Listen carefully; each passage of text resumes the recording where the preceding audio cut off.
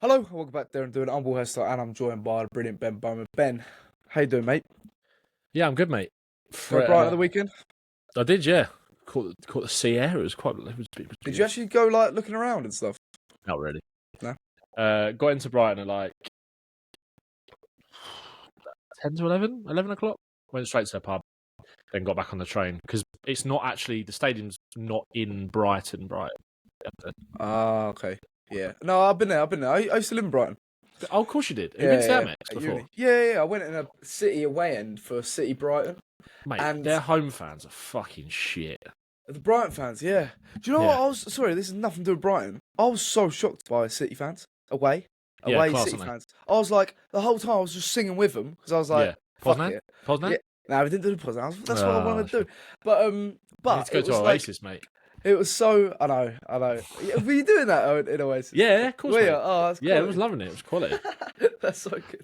Yeah, we were doing I mean, it felt such a risk-free game to go watch and be in that like crowd sort of thing. Like like my mate Snelson took me, and it was like there's no jeopardy here. And then by the time like the fourth goal went in, the City fans were like, "Yeah." I was like, "Mate, imagine this being your club. Every single Spurs game, you think you're gonna lose." So yeah. So it's like the lack of jeopardy. I couldn't do it. Like the thought that we're gonna lose makes a win so much better. Being a Spurs fan, I feel like that's what football's all about. Yeah, for sure. But I think I've said that before about that game. But yeah, so you didn't go see Brighton. No, I've been Brighton quite a few times before that. No, it's all about. I was going to go to the. I was trying to. I could never remember the name of the pub that I was going to take us to, and then I found the Spurs pub anyway. And then I remembered it was the Mash Tun, which is the one that's right in the centre as you go down to the beach, which is a good pub. I can't remember the away pub was like the Old King and Queen. Think you've been there? Loads of tellies for football. Like I don't know. I don't think so. It was good. Yeah. But it was good. It's a bit of shit weather, but I was pissing it down at the end of the game. How did you feel? Absolutely pissing down. How did you feel at the end of the game? Because I was gutted watching it at home, and then after about 5-10 minutes later, I was like, you know what? Good result. Yeah. I was saying we're going to lose. Yeah, we did think that. We weren't optimistic going into the game, were we? Really? I don't know. Obviously, the PTSD, and then we go fucking 2-0 down. It's like after playing well in that first half, to be honest. Yeah. And Mario, so I'll throw it in there. Fucking. Did you listen to Fighting Cock this week? No, I haven't. I do. Ricky cracked me up because he was there with his dad, and he was like, "Oh yeah, like where he was like right in line with the angle of where Ayari shot from," and he was like, "You can't see it on the replay, but I'm telling you that ball did something. I'm telling you."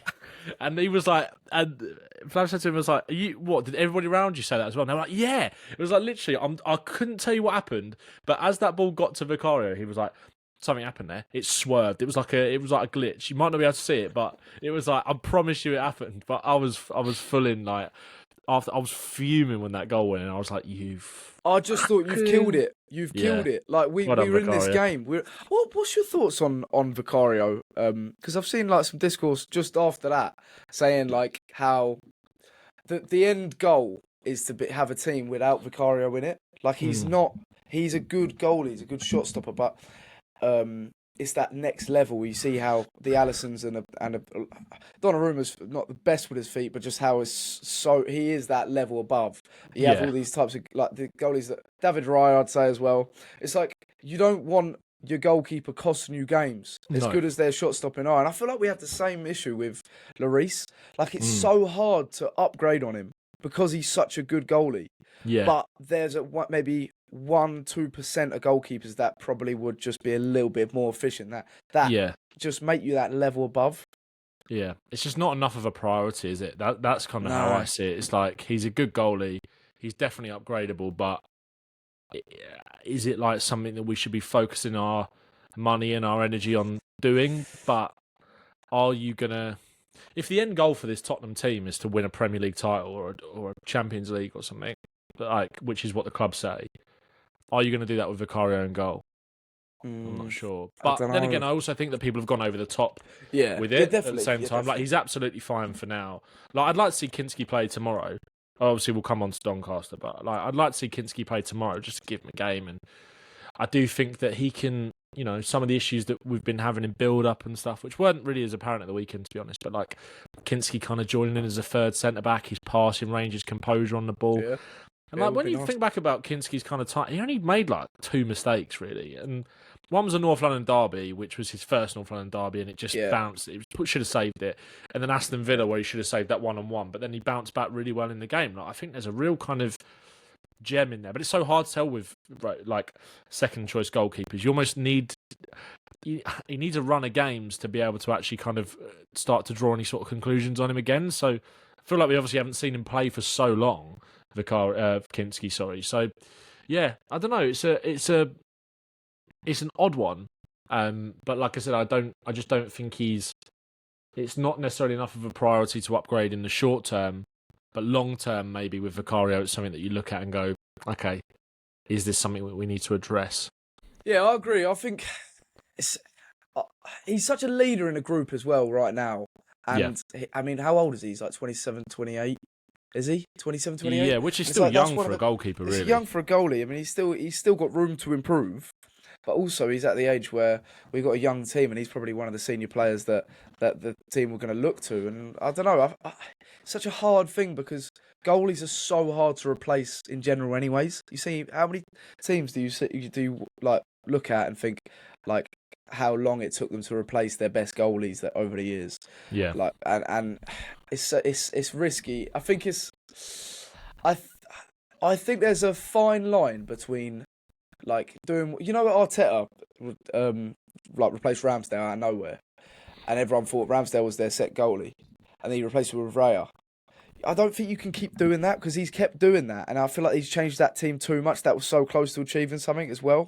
It's like I just think there's a fine line between like to taking those risks in areas where they could be better, but there's only a few selected goalies that I could see. You're better off just sticking with Vicario, Van der Ven, and Romero as that core for because Vicario's going to be 29 in October, which again is not an issue. But we have these things all the time, isn't it? Where a player makes a mistake and then all of a sudden we should move on from them or whatever. We're quite reactionary as a fan base, I think. It's like I think there was kind of a lot of that after this game. I made a TikTok about it earlier, talking about Destiny Udogie, which we'll come on to, I think, later.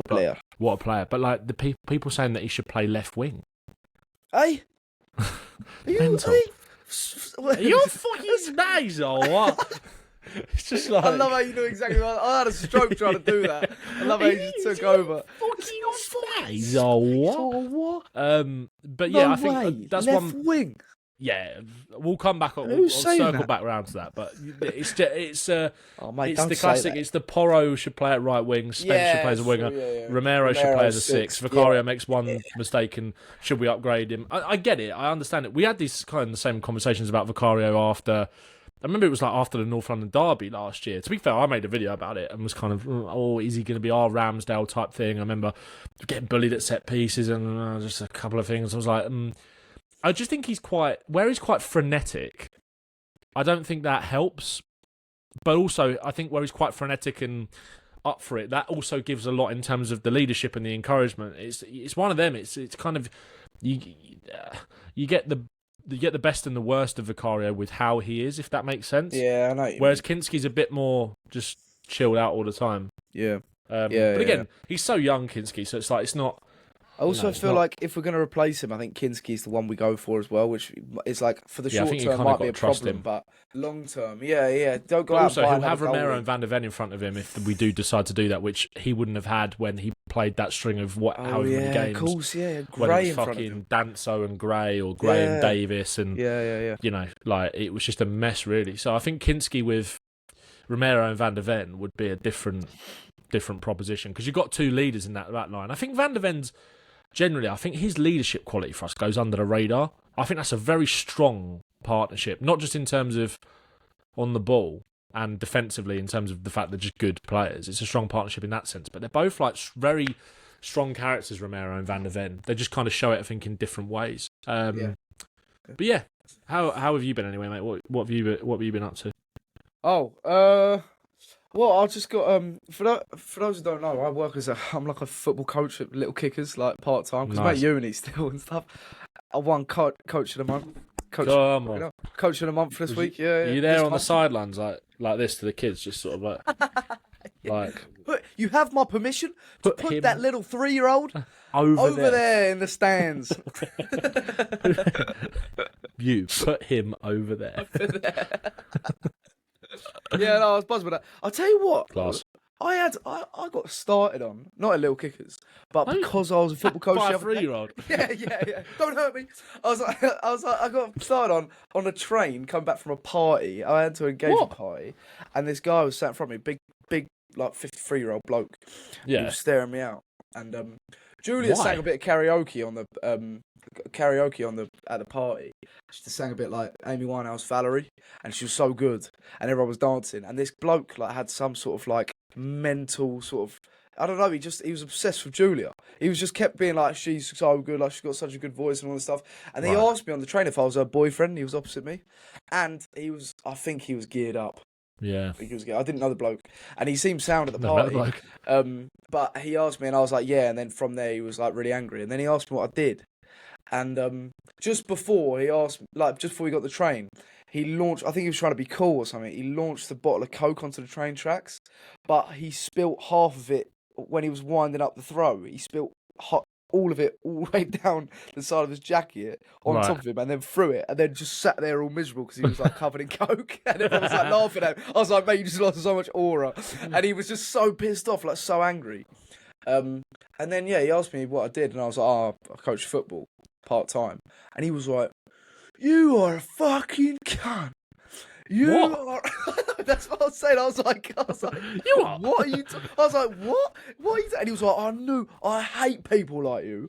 I hate it. I didn't understand what he was doing, and then he was like, I'll do your head in right now. But he was definitely geared up, wasn't he? Yeah. And he was like, I will punch your face in right here, right now on this train.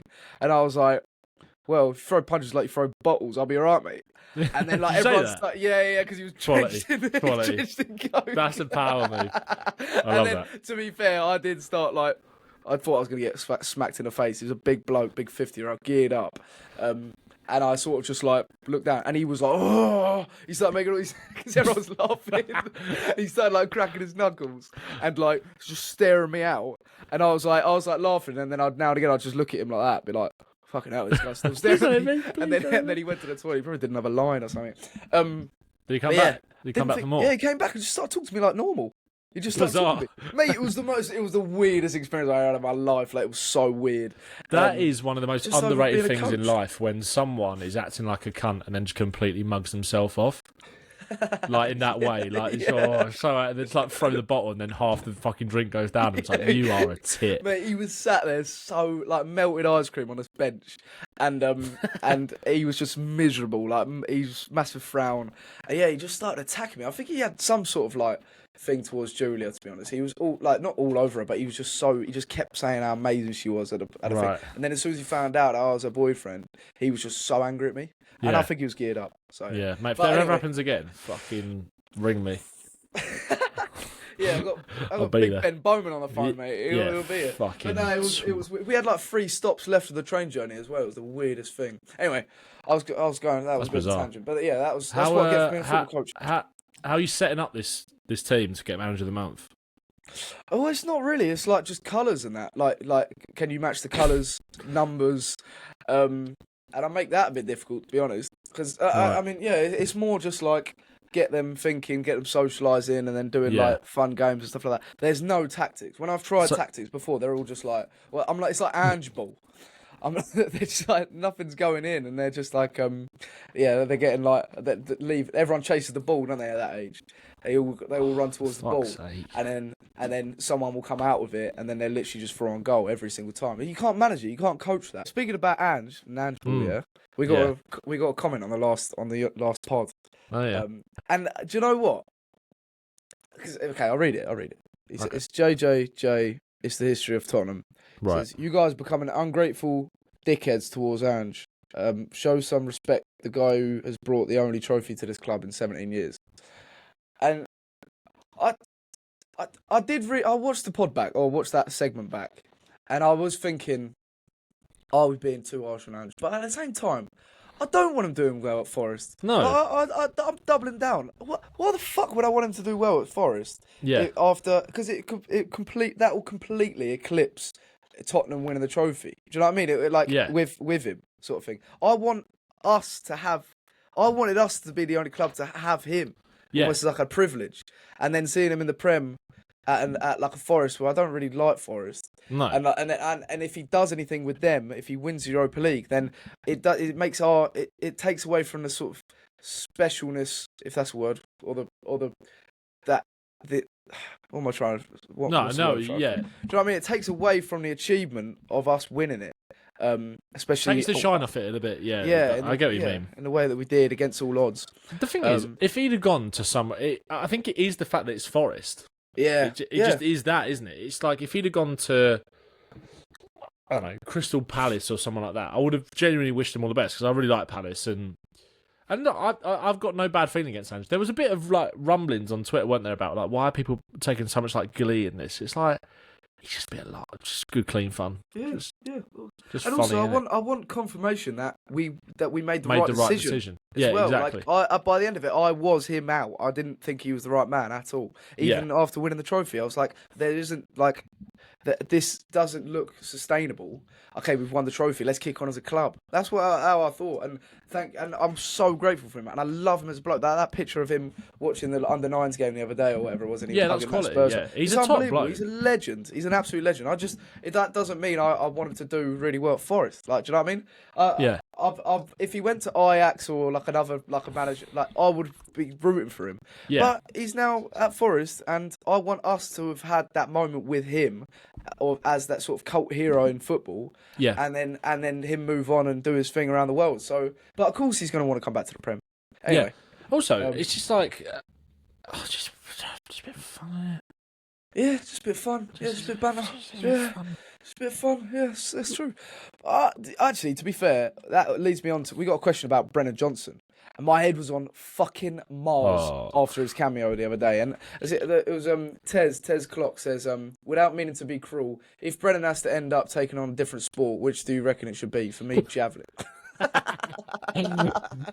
And look, he's a legend as well. Like Johnson, Alay will almost like eclipse him as a player. Like that will become part of our like Spurs heritage. Yeah, like 100%. What he did is almost bigger than himself in a way, and that and he gets to be the name that He gets to be the person to write his name in Tottenham history and folklore, and he will forever be a legend. Do I want him to be a Spurs player going forward? I'd sell him tomorrow.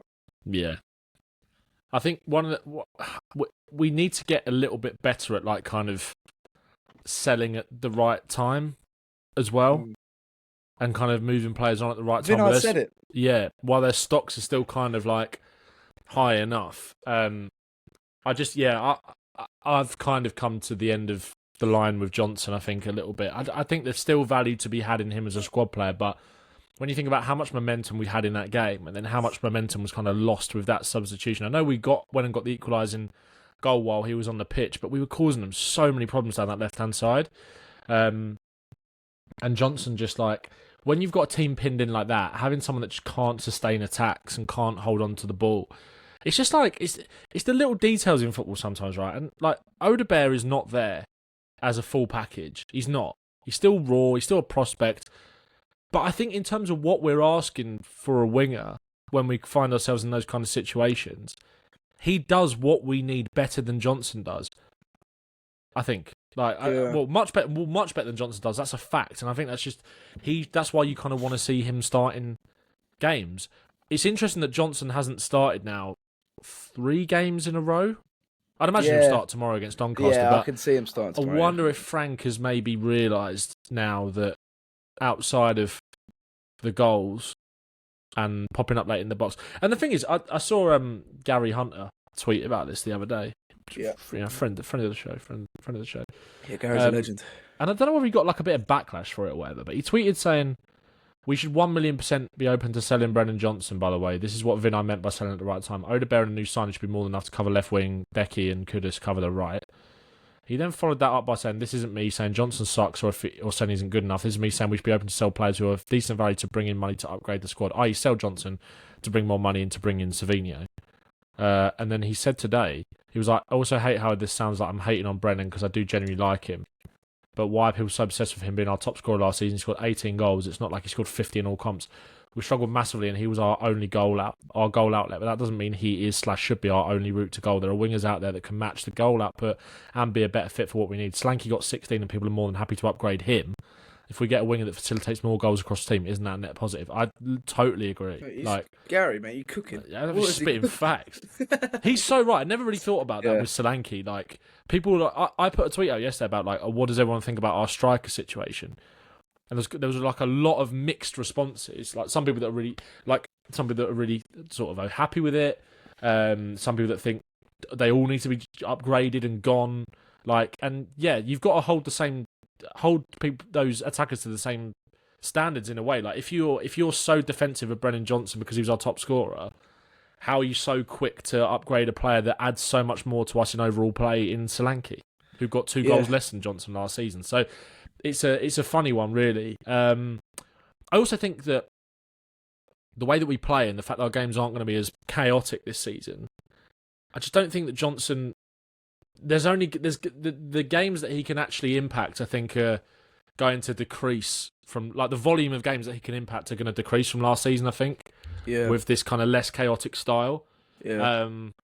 I think when the game was stretched in that first half against Brighton, then maybe he could have, but we also got so much more out of having a technical winger that is comfortable holding on to the ball. I thought Udogie and Odoberts wasn't amazing, but he was much better than what Johnson would be out there. And I think it's there's a lot of people talking about our left wing situation at the moment. But I think a lot of it is to do with optimising the players that are playing on that side and actually creating a dynamic that's getting to get the best out of both players. Like, Spence and Johnson out there doesn't do that. Spence and Simmons out there doesn't do that. Simmons and Udogie would do that. And Odoberts and Udogie did that. And I think Tell and Udogie would as well. When you've got someone like Udogie who is happy going on the inside and the outside. If you were to play Simmons out there, it's not as much of a problem because you've got someone that's really happy to hold the width for him to just create in that little pocket. And Simmons can be on the touchline if you want him to and drift inside. But the relationship and the balance is a lot better. And I think that's the biggest issue that we've probably been having with our left wing rather than the personnel. And I think ultimately Johnson doesn't really suit either of our left backs from an attacking point of view unless the game is just super open and Spurs have kind of already opened it up and you bring him on to exploit the space that's in behind. Like, you know, Burnley, for example, obviously started that game, had no impact in the first half, but when the game became stretched, that's where he got his goal. Man City, obviously, he got his goal second game of the season because Spurs were drawing City onto us to exploit the space in behind. We aren't going to have a lot of games like that because we're going to be the team that is expected to play on the front foot. And Johnson just doesn't offer anywhere near enough in build-up. He's not dynamic enough. He's not comfortable enough to just hold onto the ball out there either. You just feel like he panics a lot of the time. It's just, like you said, when he come on, it was just everything sort of died down there, really. Yeah, and that's the thing. Yeah, whilst he's our player, because we don't know how long he's going to be here for, I sort of suspect he won't be because he's definitely a player that I think we can upgrade on. But I mean, whilst he's here, you've got to make the most of him, and in certain game states, he can be effective. He's such a specialist in arriving late, darting into the box and finishing like a low cross or a cross, and that could be really useful in certain games, like you were saying.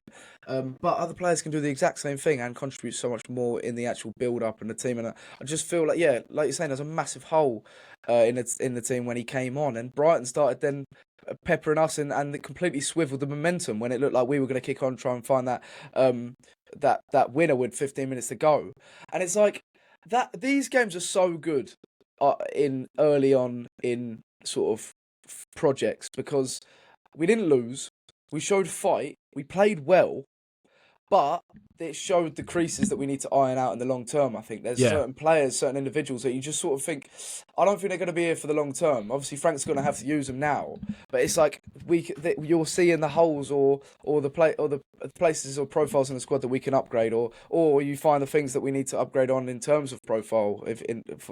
Everyone's talked about progressive passes, etc., like that, etc. But I mean, I don't think that was necessarily where we went wrong. I'm saying it was more. No, it was no, more. but that we will find. Yeah, that will become an issue again at some point. Yeah, exactly. Yeah. So like these games are like important for us to notice and sort of put down a marker on where we need to sort of improve on. And I think Johnson's one of those factors. I think we do need to.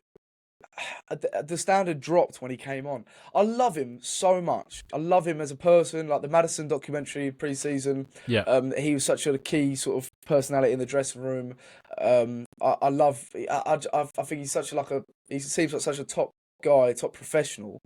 And he doesn't deserve abuse or anything like that. This is just criticism as two fans, I think, on his performances, and looking forward to the future and thinking we can upgrade on him. And I don't think that's harsh. I just think I think at the moment that's the reality. I love him. I just think if we want to move forward, we've got to upgrade on him. He's not cutting it at the moment. And we're also at the point with the fact that we have it's clearly an area they do want to upgrade. Hence why they were looking at Sevilla. Yeah, it's true. Yeah.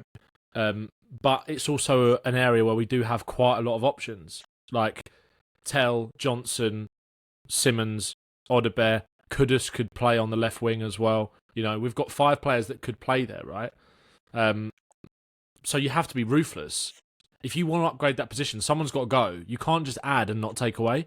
Yeah. Like, especially with the fact that you signed Tell only last year. One of them has to go, and it's not going to be. It's obviously not going to be Simmons. It's not going to be Kudus, is it? Obviously, so one of those 3 will have to make way to bring in one of those players. And if you ask me,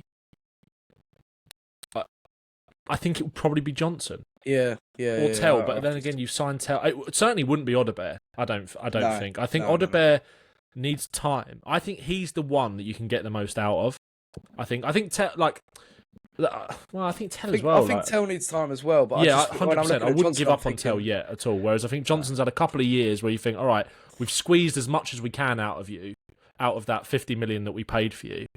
Yeah. Now let's try and recoup some of it back. And we need to get smarter at selling players when we've actually got a chance to make some decent money. We're not going to make money on Johnson, obviously, but make some decent money back to then put towards a player that's going to take us to the next level in that position. And I think that's just the reality of where we're at now. We're a good team again now. It's not like, okay, we've not gone from 17th to we're definitely going to finish in the Champions League overnight. But you've seen enough in the first 5 games to think that we're going to be in that conversation and hopefully have a good run in the cups and stuff like that. I think we've learned quite a lot from these first 5 games, and a lot of it is positive. So if those are your ambitions, which they are, and I think Thomas Frank can help us achieve that or get close to it, then I think that there's a good foundation there. It's a good squad. You need to be ruthless now because there's not that many areas that need upgrading, but some players need to fall by the wayside to make it happen. Yeah, you get the most sort of money from him out of him, Tell and Odoberts right now, I think, because he's got a Premier League pedigree, European pedigree in what he did last season, which is massive for him as well as massive for the club. And then I just think, just sort of cut some losses on him and move on as a club. Like football never stands still, and in the past we would have kept hold of him for years to come, and there'd be no pathways for other players coming in that could upgrade or players like Odoberts and Tell that need time and game time to sort of get better and improve. But what did you make of Odoberts' performance on Saturday? Well, he was fine. He was fine. What Kish said, I can't get out of my head. I think it's Kish, of how he needs to have that. You know how Kudus grabs a game by the scruff of the neck and has that arrogance. Yeah, he 100%. Can do it as well. Like you're looking 100%. At him being like, mate, this kid is saying kid. Yeah, he's younger than me. He's a kid. He's like 20, isn't he? Yeah, I mean, and I'm saying from a personal point of view, I can't call footballers kids, but actually he's younger than me. Mate, you should be coaching them if they're little kiddie winkles. How the fuck am I older? Yeah, he's 21 in November. Okay, yeah. So I mean, when you look at him, when you watch him play, I'm thinking, mate, he's got so much ability. I just want to see him have a little bit more arrogance and a little bit more take more risks. It's you fine. He's one of those people that you want to just grab and shake. Slap you him. Say, yeah, just give it a little slap. Come on. Yeah, come on, mate. What? Yeah, don't say that. I agree. Because that irritates me. Stop, score a goal, mate. He needs. I feel like if he's one of those players where I think if he like beat a man and bent it in the corner in one game coming up, I think he'd just go like, I'm here now. Yeah, you know, but like fucking hell, I could have done that the whole time. Like, why didn't I do that? Because I saw enough on Saturday, and I thought he played quite well. I was like, I think what he did do, which was a massive help, was help unlock that left-hand side, an issue that we've really been struggling with in the first few games. And I thought Udogie was brilliant. I thought he was absolutely brilliant. I think a lot of that was to do with the fact that, okay, Odoberts didn't contribute loads by himself, but their relationship I thought was really good. Yeah. And I think it's what we need to see more of. And I think the more that Odoberts gets game time, and the more that Frank realises that might be the way to go from an attacking point of view, that retained confidence from the manager. I'm not saying he's going to start every game for the next 5, because I think we will see him mix it up a little bit as he's still trying to learn and tweak as we kind of go on. He's a manager that's clearly going to do that and is clearly going to rotate. Yeah. Have we seen the same team yet in any game? I think from City to Bournemouth was the same game. Yeah. I think that was the same team. Sorry, that was it, wasn't it? So I think he's going to see bits tweak. But I think I thought that left-hand side was so much better. The one thing that really irritates me, don't say that, because that irritates me, is people saying that Udogie should now become a left winger because he was really good going forward against Brighton on Saturday. You fucking have done it again. Udogie Spence just dovetailing the left-hand side. I hate it so much. I hate it. Don't do that. It started for me on Sunday, because I made a video on Sunday morning being like, I made a TikTok like praising like Kudus and Simmons, and then I made one after being like, okay, what became really apparent on Saturday are the areas of the squad that we do really need to upgrade. One of them is left wing, and I wasn't talking about Odoberts, I was talking about Johnson. Striker, and I also sort of chucked in goalkeeper, but I don't really back that fully. But it was just a good excuse to talk about it. I had a comment on that TikTok video that got over like 100 likes, being like, "We should try Jed Spence at left back and Udogie at left wing." I was like, no. I then saw someone make a video about it saying, I think we should do this. I was like, no. What is going on here? What is going on here? And then I then saw an Instagram reel about it as well, the same thing of someone talking about it on the podcast. I was like, why? And basically, the logic was like, oh, remember what happened last time we tried to convert a good attacking left back into a left? Look at Gareth Bale. And I was like, not everyone is Gareth Bale. I was like, not everybody is Gareth Bale. When Gareth Bale came through, yeah, he was a bit of a Jonah because we couldn't fucking win with him and he became the bad luck charm and all that. But one thing you could see from very early was his ball striking ability, his pace, his ability to beat a man and kind of drop the shoulder and go round. He was good from an attacking point of view. You saw it with the dead ball situations as well. You saw that there was a lot to offer from an attacking perspective. I don't think anybody ever saw him transforming into what he did. Obviously, nobody did. Everyone gave up on him. But from a pure technical level, everybody saw that with Bale, right? Yeah. So it wasn't that surprising that when he did explode, we did move him further forward. It's not a surprise why Redknapp did that, because of his crossing ability, his ball striking, his pace, and his 1v1 ability as well. Udogie's not got, other than pace, he's not got any of that. And that's not me criticising him as a player. That's just not who he is. No, he's got pace. Profile, is it? Exactly. He's got pace. He's got power. His crossing is quite limited. We stay hungry. We devour. Yeah, it's about drive. It's about power. It's like he just like he's too. And again, this isn't me criticising him as a player. It's just that it would make no sense for him to play like that because he can't do these things. He's too stiff. He's not. He's stiff when he dribbles. He's not fluid. He can't drop a shoulder and go round. He would not be able to play left wing. If anything, mental. Jed Spence should be playing left wing if you're going to have that debate. Yeah, that would make more sense. But even then, just leave it's him fucking stupid. It's like, let's push Romero into defensive midfield because he can break lines. It's like, fucking shut up, man. Yeah. I'm sick of this conversation. But what having Odoberts did do was someone that's comfortable staying on the touchline, but also is happy to float into those sort of little number 10 pockets on the left-hand side as well, is allow Udogie to go round him, but also allow Udogie to underlap and get into those inverted positions. But all of the chaos that he was kind of causing in that back line, and all the problems it was causing Brighton, was when he was making runs from deep into space. He's not going to be able to do that if he's playing as a left winger. Makes no sense. I think Simmons would work with Udogie. I don't think Odoberts would work with Udogie. And maybe Tell as well, to be fair. But you need a technical winger that is comfortable to hold the width, stay on the touchline and allow Udogie to do that. Udogie's not a left winger, but he was very good from a defensive point of view and an attacking point of view. The only time he regressed in the game, I think, was when Johnson came on. Yeah. because they couldn't recreate the same sort of dynamic. But I think that's something that we can look forward to in the next few games, hopefully. I'd like to see Udogie get a run now. And again, this isn't anything at Spence. This isn't me saying Spence is shit, right? We just should enjoy the problem that we've got in terms of the squad depth there. And again, I feel like the Udogie Spence thing is another saying we should play Udogie at left wing is because we don't know how to handle like having let's try and get all of our best players on the pitch. It doesn't work like that. I think it's just like it's one thing that I go back to it. It's like when I think I said this last week. It was like when we were linked with Gibbs White. I at first was like, why? And then I was like, actually, 2 minutes later, I was like, no, fuck it, not why. This is class. Like, you know, it's good to create that sort of competition. And we've got that with two brilliant fullbacks now. And I think they're only going to push each other on. But the answer is not to play him at left wing. No. That's the thing. What I loved about his performance, okay, one, it added the balance that everyone's been calling out for, that having that left footer at left back. Yeah. Not taking anything away from Spence. It just is a factor in sort of finding a balance. You have to accept players' limitations while also bigging up what they can do. Yeah, exactly. But also, it's the whole. I think Ali Gold was saying. I've been listening to loads of Ali Gold recently. Mate, I love it. Such a nice. I saw him on Saturday at Brighton. Did you? Oh man, yeah, on the train. Lucky. Yeah, he walked past me. Did you say hello to him? No. Oh. I bottled it.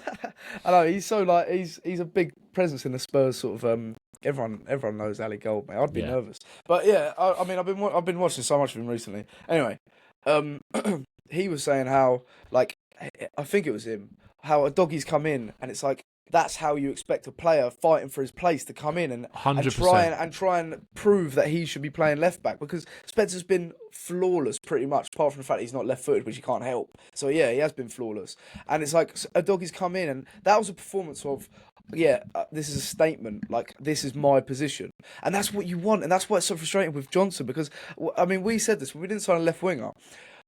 It's down now to Odoberts, Tell and Johnson to fight for that left-hand side and make that statement that that's their position to lose. Yeah. And that's why it's so frustrating. Johnson coming on and just and not being brave, not wanting to take the ball, not wanting to have that. And I just don't think he's got that in his sort of like arsenal to do that. Or he hasn't got that. I think we've seen him respond from setbacks before and kind of shut people up. And obviously went on that run last season, but I think now where there's more competition and it's a new coach.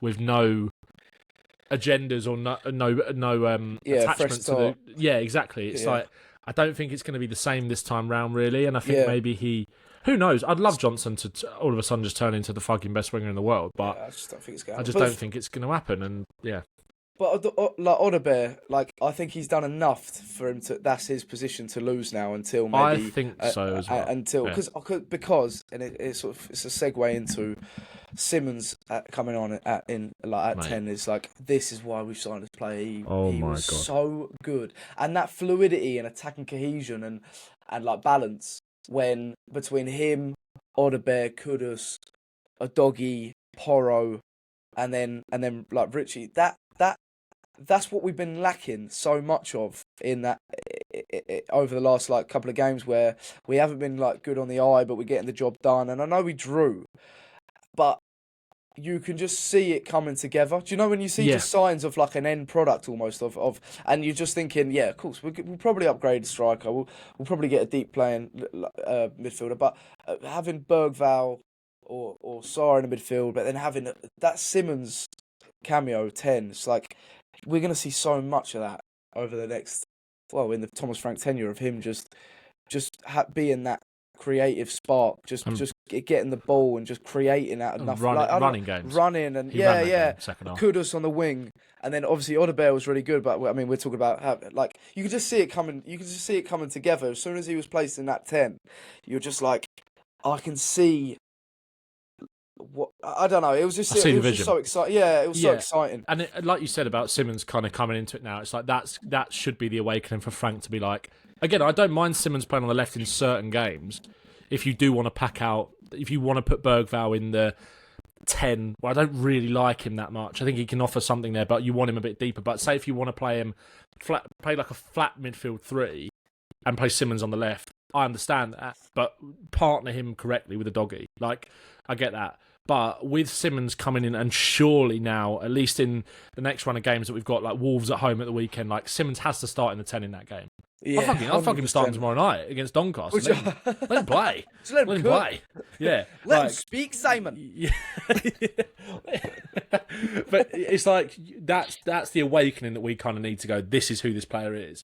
And that's, like you said, that's kind of created an opportunity for the left winger to go, okay, he's going to play in the 10, so you need to nail that spot down. And I think when you think about the technical quality that Odoberts does have, it is all there. So I'm not saying he's going to be world class. I'm just saying that like his technical floor is quite high. He just needs a run of games and a bit of rhythm and the right players around him. And I think you could see him slowly but surely sort of go like that. I think you saw that when he got a little run in the middle half of the season last year, that he's an out-mod game and all these bits, like a bit of confidence, a goal, and see what happens. So yeah, but Simmons, man, I mean, I got into a whole whirlwind of Twitter fucking drama over the last couple of days about the Simmons Eze thing. But did you? Yeah, did you not see that? No. I didn't see a lot of it because I deleted the tweet and muted the conversation. I muted the conversation literally instantly, and then deleted the tweet the following morning. What'd you say? I basically said that Kish put out a post on Lily White Labs talking about Simmons running the game, and for want of a better word, what I was trying to say was not to make it about Simmons / Eze, but I don't think that Eze comes on and grabs the game in the same way that Simmons did. Which, despite the fact that Eze is a quality player, and we all wanted him all summer, 100%, I don't think that's a crazy thing to say. I just didn't word it very well. I said that he's not got the ability and mentality to do that. When he's 100% got the ability, it's actually more, I don't think he's that sort of player. I think he's more like a cog in a system that can create and do really good things. Then, obviously, it goes fucking triple platinum because he gets an assist against City, even though he did fuck all outside of that. I did not word it in the way that I wanted to, but my point was more to big up Simmons to say that I think we've got the guy that is going to be the one that grabs it. Because you saw his first action on the pitch was him drop to the edge of the penalty area, demand the ball off the goalkeeper, flick a one first time pass around the corner and then build out. And then everything else you saw him do, he played the game at his pace. It was very much if you watched the game rather than just watching the highlights, everyone saw what they saw with Simmons. It was a stupid thing to say on my part because there's no point bringing Eze into it when you've got Arsenal fans that will just on you straight away. It was a dumb thing to say, but I still back what I said in terms of I think he's more of that guy than Eze. And there's a few Palace fans that were like, yeah, up until that FA Cup run, we were crying out for Eze to grab games where he just wouldn't really do it. We all knew how good he was, and that's what made it more frustrating. So, but that's what it's like. I saw what I saw with Simmons. There was so much to like, so much to like. It wasn't just about him creating things; it was about the way he did it. And I think anybody who watched the game and was watching it as it happened will recognise what we all mean by we saw what we saw. If that makes sense. It wasn't just about a quality player having an impact. It was about a quality player grabbing the game. Yeah. And say, fuck it, give me the ball. He's that fuck it, fine, I'll do it myself. That's what I tweeted as well. I was like, he's that fine, I'll do it myself kind of player. And we were playing well up to that point anyway. But he was the one that really turned the tide, I think, in terms of that momentum. Catalyst. Yeah. I know what you're saying, though. Like, regardless of Eze getting an assist, all this, regardless of Eze, he is that guy, pal. Trust me. Yeah, he is that guy. Like he is a catalyst. He is a maverick of he will play the game at his pace, and everyone else will enjoy it. Do you know what I mean? Like, he was just like when he got the ball and I thought he scored past what's his name for Bruggen, and like that was difficult as well because he hit it low, but it bounced just before. Like the one he saved it, he whipped it. But there was one where he whipped it. Yeah, and it was like, mate, that shot is so good because it was such an awkward bounce just before the goalie did well. And then when he dragged it wide, he could have won a penalty. He was kind of looking for it, but it wasn't a pen. He was just busy. He was busy, but also he wasn't just busy for the sake of it. He was dictating the play, but also like the link up between, and I guess it's from, you know, how in training he's deployed in those videos that we've seen of him. He's deployed as receives the pass of Romero, and then he has that, like Matt Wells was like, go on, play, like do what you want, just like be creative. And it's like he had that freedom. We have a structure around what we can have is a structure around him, and then have that fluidity and that innovation and creativity through him and through the likes of Bergvall, Maddison when he comes back, Kulusevski, Kudus, hopefully Odoberts if he sort of comes into himself, if that makes sense. And where's that? Yeah, that's impressive. He can do that. Yeah, fair play. and then a left a left winger if we bring him in. And you can see that working, and like him and Kudus, that link up. Him and Bergvall had a very good sort of relationship, which I was surprised by. Bergvall totally as well, changed when Simmons came on. I thought Bergvall had quite a poor game. Yeah, especially first half, just a bit frantic, a bit naive, just like with the goal and that. It was just a bit like, and also I don't think I made a video about this the other day. Like, I think Bergvall can offer something in the 10. I think he can, but he's not a 10 for me. Like, he's not. He's just not. And I in think certain games he could be, maybe like the City type games. Yeah, if you're playing a midfield 3, like if you're playing a sort of a flatter 3 with one of the ones that pushes on a little bit more, then I think that's fine. But if you're going to play like we did with kind of a double pivot and a 10, like we did on Saturday, then I don't really like Bergvall there. Yeah, I get you. It's not that I don't like him there. It's that I just don't feel like we're getting the best out of him, and I don't think he's.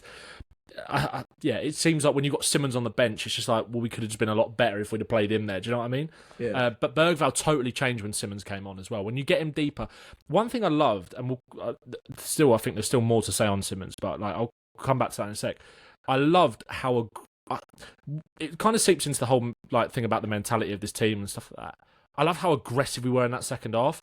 Like there was a phase of like 3 goal kicks they had in a row that all came about as a result of the previous one, because we'd create a chance, it'd go out, they'd have a goal kick, we'd win the ball back on the halfway line from the goal kick, we'd kind of force them either to go long and like central along the floor, and Romero would be at the striker's back and he'd nick it, and then we'd go again. There was the one where Porro won it and Bentancur played that first time pass through to Richarlison, and then from that then resulting goal kick that Richarlison couldn't get on the end of, Van der Ven then won it, like, and it was just like this pressure vacuum that was just like. And it was like we didn't let our heads drop after those 2 goals, got back in it, and then in the second half we suffocated them so well. And then when you suffocate them and pin them back, that's when you've got Simmons, the kind of ace card to come on and go, let's up the gear now, right? We've got them exactly where we want them. Then you bring on your best player. Well, he probably is our best player, isn't he, Xavi Simmons? Like, I know it's hard to say that now, but like in terms of stature and impact that he could have, you know, and then to create that sort of pressure vacuum, then to bring him on into that game state and go make something happen, and he did that, and he just everything went through him. And you know, the finishes were, the first one was a good save, the second one was a little bit disappointing where he dragged it, because I thought behind that in the way I thought that was it. It was coming towards me. Bergvall, little dummy. Yeah, that was so good. Also, I said, the first thing he did was that little flick round the corner where he dropped deep and we built out, and it was like, that's what we've been crying out for.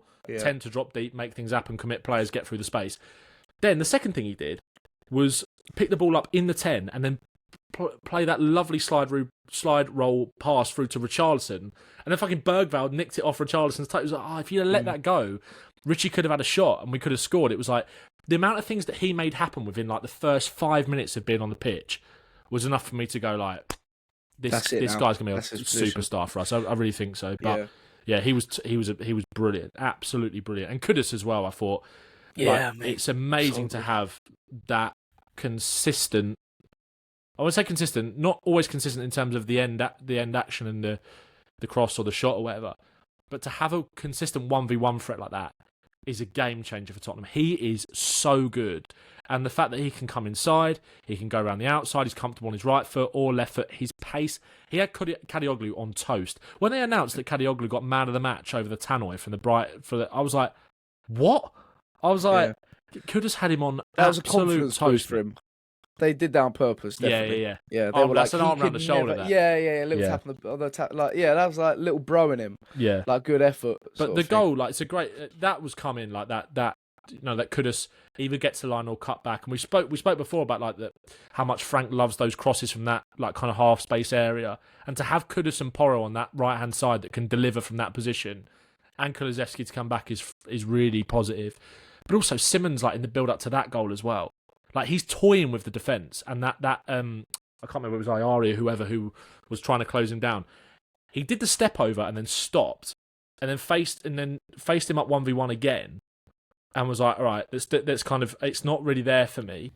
I'm going to go again, and then I'm going to drop the shoulder and beat you. Meanwhile, because he was kind of changing direction, going left and right, that Brighton defence is kind of shifting like that. Whereas Kudus is on the right-hand side in acres of space, and Simmons drops the shoulder, gets them to come this way, and then he goes away on the right-hand side, commits another player in Milner to come out. He drops the shoulder, again gets past him, and then wrapped into Kudus. Control that. He's in acres of space to deliver that cross because of what Simmons is doing. Like, just conducting, playing the game at his kind of tempo. It's just, like, I think he's going to be he's a bit like Maddison in that aspect as well. I think it's what makes Maddison so underrated is he can do those things as well. And to have two of them that can grab the game, I think is going to be really exciting when Maddison comes back eventually. But he was top, man, and Kudus was great as well, I thought. Well, it's like, so what you're saying basically is having Kudus and Simmons in the same team, you're going to have to start putting a pillow on your lap to watch Tottenham play. Well, exactly. Because it's just so exciting. They are superstars, mate. Yeah. But I like what you're saying about Maddison, because, you can see Maddison in that role as well. And when he comes back, and pray to God that, like, he's the player he is when he comes back, sort of thing. But also, if he's not, it's not the end of the world. No, I love Maddison, but it's not the end of the world, is it?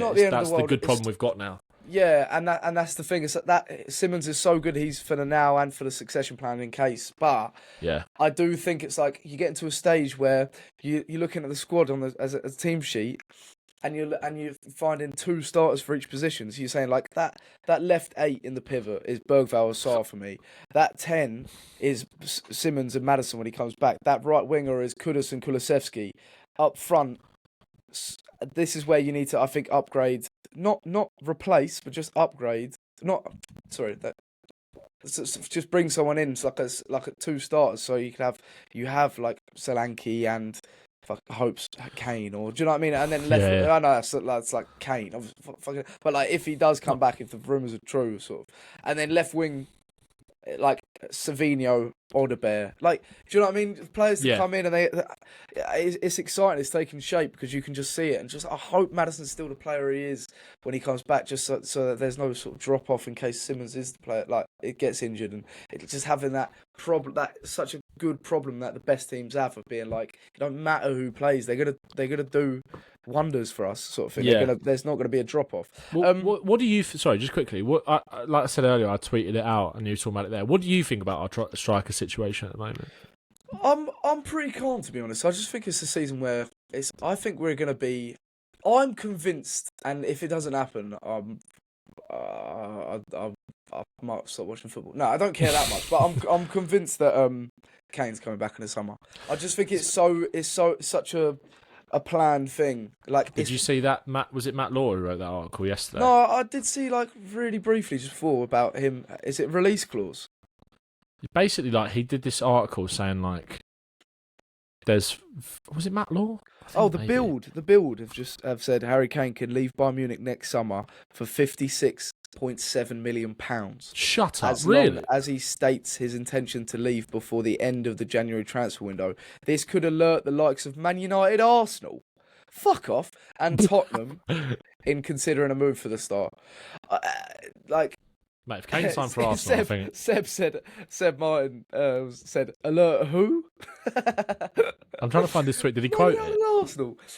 Seb, go on Seb's tweets. But that's the thing. It's like I'm convinced Kane comes back. So I'm convinced like Colin Moani's a stopgap. Like the worry is that Solanke and Richarlison, if they can't stay fit, it's not enough, and we're going to be screwed. Colin Moani's a smart signing to just come in and just and for him, for his career, and for us, we're just doing each other favours almost. If there's no buy option. And then Kane just comes in, and I do think eventually we will sell Richarlison, which is what Vinay Venkateshan was saying, and selling at the right time. Sell players when they have that value. Like right now, Richarlison has value, and if you sell him, it's the right time to sell him. That does not mean that I don't like the player. I rate him so highly. I love him, but I just think we can upgrade. It's just going forward as a club. It's a succession plan, and it's thinking about how we improve and not sort of teeter or stand still. Same with Johnson. It's players that I love them. I can appreciate him for the now, but eventually I think we need to upgrade. And I just see Kane coming back. I feel like it's written in the stars. It's just I think he'll want to. Thing is though, he's too good at the moment. He's the best striker in the world, mate. He's the best at the moment.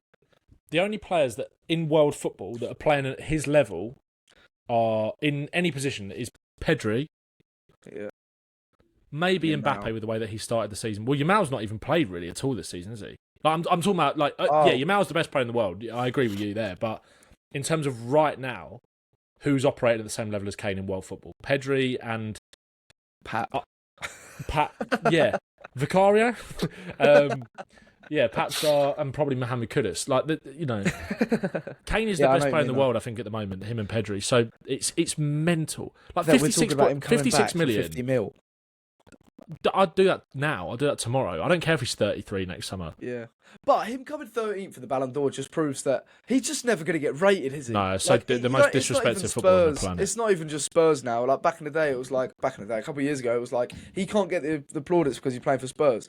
Now he's playing for Bayern Munich, he still can't get the plaudits. Like just come on, Harry, get the all-time Prem goal scoring record before Haaland beats you. Yeah, this is why I'm like, Mia San Mia, come on Bayern, win everything this season. Because then it's just he's done it, isn't he? He's just like, I know he's obviously won a league there and won the Super Cup or something in the summer. Like, but I'd like him to get another couple of trophies this season. I want him to win the Champions League because then he can just go, I done what I came to do. You know the Bayern fan, You know the Bayern fans. Imagine him winning Ballon d'Or when he's a Spurs player because we imagine that. Imagine having that being like. Yeah. The Bayern fans love him as well now. Like I think there was a little bit. At first they were a bit unsure, but now all the Bayern fans are saying like, yeah, he's much better than Lewandowski ever was for us. All this kind of stuff. It's insane. Like, especially where I think it's where they've lost Musiala and they haven't got like a proper number 10. I think Gnabry's playing there, or like Elise's unbelievable as well, by the way. And him 30 for the Ballon d'Or is fucking mental. Yeah. But I think where Kane's dropping so deep. Did you watch the Chelsea game? We spoke about it last week. I was watching the other one. Yeah. Oh, Liverpool. Yeah. Mate, he was unbelievable against Chelsea. Yeah, and it's like he's not slowing down. Well, obviously, if he gets a couple of injuries this season, then. But I don't know. Yeah, this is the summer. Though, if he is going to come back, though, like we can't buy him when he's 33, 34. It's just like 30. It has to be. It's next summer or never. It has to be. Yeah. And I do think he'll come back to the Prem. I just think he still has a house in Spurs. Didn't he buy a house just before he went to? Yeah, not Chigwell. And the thing is, as well, like the beauty of having players like Simmons is that he can, when Kane does want to drop deeper, and link up, Simmons could just sort of pick up pockets in the half spaces or out wide, and then you push like another winger forward. Do you know what I mean? I can see him playing with Simmons and not having that problem that you're saying. Not a problem, but Kane just loves dropping deep, and that's what he's best at. Like I don't know. We keep talking about Kane. He's obviously not a player, and he's one of the best players in the world. So it's mental that we're talking about him. But like, say we have a good season, we're in the Champions League, he coming in, and that striker issue is not a problem. What's your thoughts on the striker issue then? I really missed Solanke. Yeah, I don't think Richarlison started the season well despite his goals. Really? I think he's been alright. I think he's been okay. Yeah, I think in the last few games he's largely been pretty poor. Yeah. And I think that's more to do with his hold-up play. Like, again, it's weird because I don't think, even though it was a bit lucky, I don't think Solanke scores that goal that Richarlison scored at the weekend. It's one of them, even though it just like hits him in the box and he reacts to it. Richarlison loves that's sort of where he thrives. And I don't think Solanke scores either of the goals that he scored in the opening game of the season, but I think we'd probably be seeing a more fluid, better attack if Solanke was in the team, and maybe you get other players that are scoring more goals. I think what I can see happening is obviously Colin Mwani's injured somehow. He's out for the game tomorrow. Solanke's going to take a while, even though apparently he's back training with the team, which is really positive considering all the stuff that was being said about him. Antakar, yeah. I worry about Solanke coming back and taking a minute to get up to speed, and our fans sort of go like, "Oh shit!" Yeah, and then Richarlison's not doing it either, and then it just creates this kind of conversation where it's like, no, you need to allow Solanke to look at. It took him a minute last season, didn't he, when he came back up from got that injury in January, and he came back, and it was like, I remember his first game back, I think, was against Bournemouth in that game that we came back from 2-0 down, and it was dreadful. He was awful, and it was like.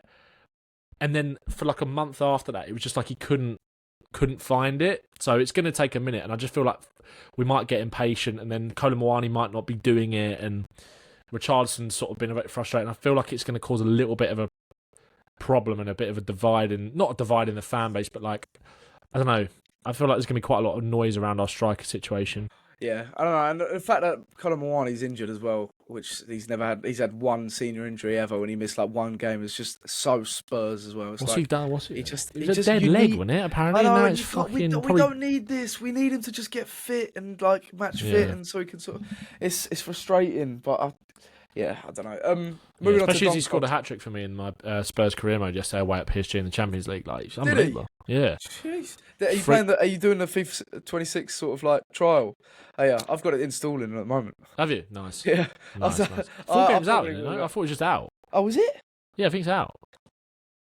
Oh, fuck no, I need to get on that. Oh.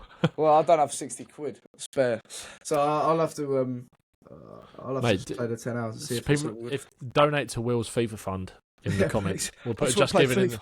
Yeah, I'll stream a career mode. If we do that, I'll do a career mode every day. Imagine if you could imagine us doing like a co-op career mode. That's why you need to be able to do online career. It's so dead you can't 100%. Do that. But we need to do something like that. We need to do like that would be so funny. Just a little extra content, mate. Just like Darren doing pro clubs or something. Stream. Yeah, mate, that'd be so good.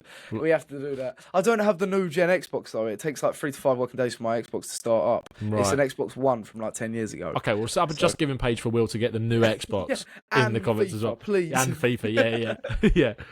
And then we'll get some streams going. It'll be good. Yeah, someone do a super chat for like 400 quid.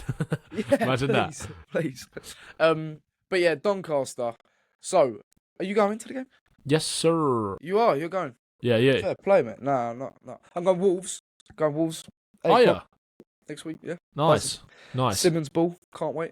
I'm actually so excited. Like, I know we drew to Brighton, but like again, like and Frank said it about his mentality. Like last season, we lose that game probably 4-0, 5-0. We capitulate.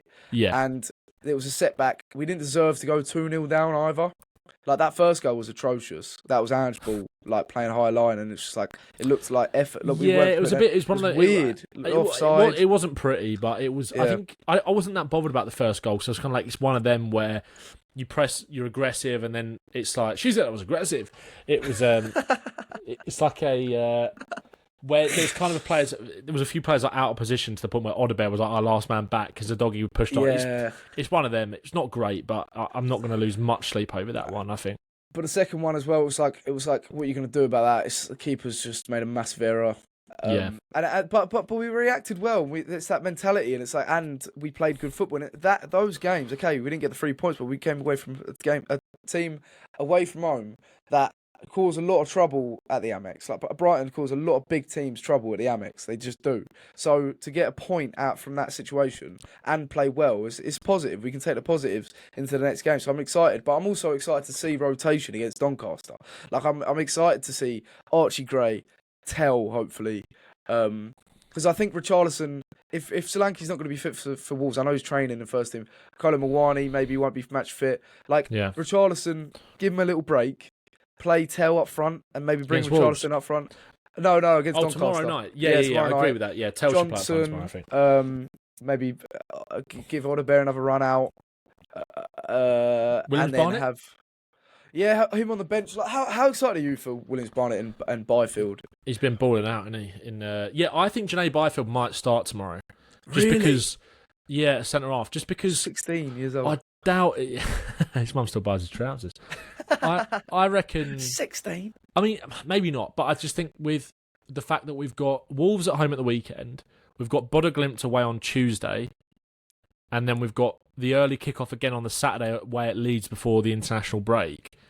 There's 3 games in a week, travelling to the fucking Arctic Circle and all that kind of stuff, plastic pitch, whatever. I don't think he's going to want to risk Van der Ven or Romero tomorrow. He could be. He figures it would be Danso, Dragusin, or is Dragusin back? Is he actually back though? Well, he's no. What I'm saying is like it would be Danso, but it would be either Takai and Dragusin, but they're not match fit. That's what. Exactly. Yeah, so if one of them was fit, it wouldn't be in a question. I think one of them would play, but that's what I mean. And Davis is out as well. Is he? Apparently, yeah. That's what I'm thinking. So I don't know whether. And he's been training with the first team, Janae Byfield. I think he said. Thomas Frank said. Danso's a good player to have alongside him as well. Yeah, I agree. Yeah. I totally agree. If it was Dragusin, who was the only fit centre, I probably wouldn't do it. But Danso, good leader, good communicator. Danso, Byfield, Kinski. He said it'll be a great opportunity to have some young players on the bench. It's always special to give the youngster a debut. So maybe we'll go stronger. I don't know, and try and kill the game and then do it. But bring him on. I think that's probably the case, unless he thinks like Danso Romero, and then hopefully just brings Romero off if we'll win him for like 60 minutes. Byfield comes on. It might be like something like that. Like, don't go too much change. I know it's Doncaster and I know it's the League Cup, but like maybe just one or two players like with experience. It's also just like that PTSD from last season. You want to wrap Romero and Van der Ven in cotton wool, that's the thing you do. I don't want to see Romero and Van der Ven playing against Doncaster actually. Like when we've got Champions League and stuff. Yeah, Ajayi's been given permission to play, ain't he? Ajayi.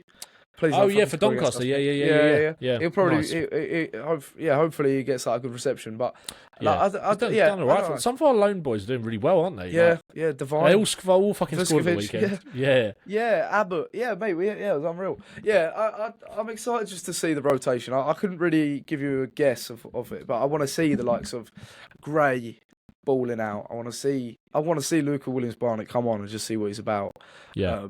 But I don't know if they're going to start. But yeah, are you confident? No upsets. Yeah. Hopefully. At home, it's a good way to sort of ease into the competition. I think this is a competition we should be winning. And I think that should be the expectation. Like, take this seriously. This and the FA Cup, I want to win these trophies after last year. Like, we should. There's no excuses if we don't. I mean, Newcastle won the League Cup last year. We should be. Why not competing. us? Why not? And you saw us in the Super Cup. I can see us being a cup team under Frank and being sort of like resolute and hard to sort of break down. Like, why not? Like, and these games, we got a good draw to sort of kickstart this competition. So I'm excited. Yeah, I agree, mate. Yeah. Legend, mate. I reckon call it there. But everyone, thanks so much for getting the comments in. There was a question actually from Nick just to end it. He said, let me see where it is. Where is it? He says, now that Lord Hill has left, who has the best? Who has the best worst haircut? Who's got Barnett? What Luca Williams Barnett are you not rating? I don't rate Paulinho's Barnett. Yeah, Paulinho. Why? That's just pretty like standard, isn't it? Too safe, mate. Yeah, maybe. It's a bit like meat and potatoes haircut, isn't it? Yeah. I don't like Takai. Takai's basically got Brian Hill's hair. Yeah. Do you know who's got the best hair? It's probably Lucas Bergwell, isn't it? He's got like Son's hair, which just never looks like out of shape. Yeah. It's just constantly like perfectly in places. He's like running. And the thing is, like he's diving into challenges like that against Brighton. He like made 2 slide tackles, if like back to back, and his like hair just he's like Lego. It's not Lego hair though either because it's just elegant. Yeah, it's just class. Flops about. I probably would say Takai. It's like the most NPC haircut I've ever seen. It's Brian Hill's hair, mate. Brian Hill stays basically. Yeah. Yeah, I'd say Takai and Thomas Frank. Although, if you can have that hair, why not? Yeah. Why not? Like, I agree. That hair, maybe that's just from a bit of jealousy. Because I don't know if I'm receding. I'm scared I might be. Little trip 5-head. Galatasaray, you reckon? Yeah. I got a 5-head, mate. Like, I don't only have a 4-head. My 4-head is need one of them Madueke. You know, the hairbands that Madueke wears. Jerry Simmons. Javinho. Yeah. Next pod we wear a bandana. Yeah, please do that. Everyone, legends, thanks for getting your questions in. Thanks for listening. If you like the pod, share it with your mates. Hit the subscribe button, all of that stuff. Nice and leave a comment. But nothing about Ange Postecoglou because we've said our piece on that. We love Ange. We love sorry, Ange. guys. Sorry. Legends, everyone. Take care. Up Spurs.